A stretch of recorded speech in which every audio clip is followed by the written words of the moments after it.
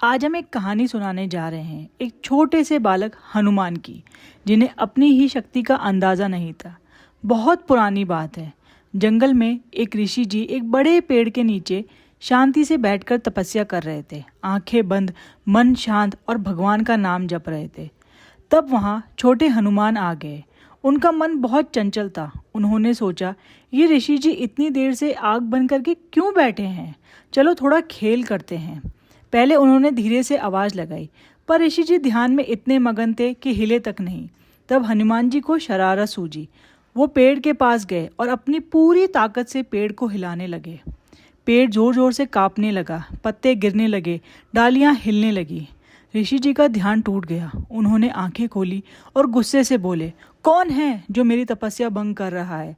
उन्होंने देखा एक छोटा सा बालक इतने बड़े पेड़ को हिला रहा है। ऋषि जी क्रोधित हो गए।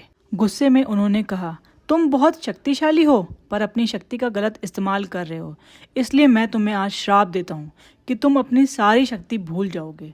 ये सुनकर छोटे हनुमान डर गए।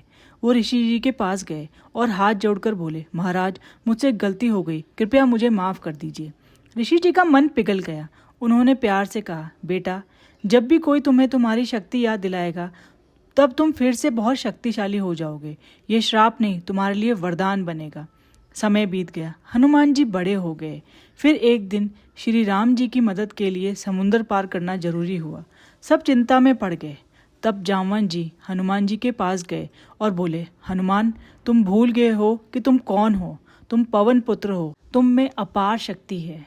जैसे ही उन्हें अपनी सारी शक्तियाँ याद आई, उनके अंदर रोशनी जाग उठी और वो एक ही छलांग में आसमान में उड़ गए।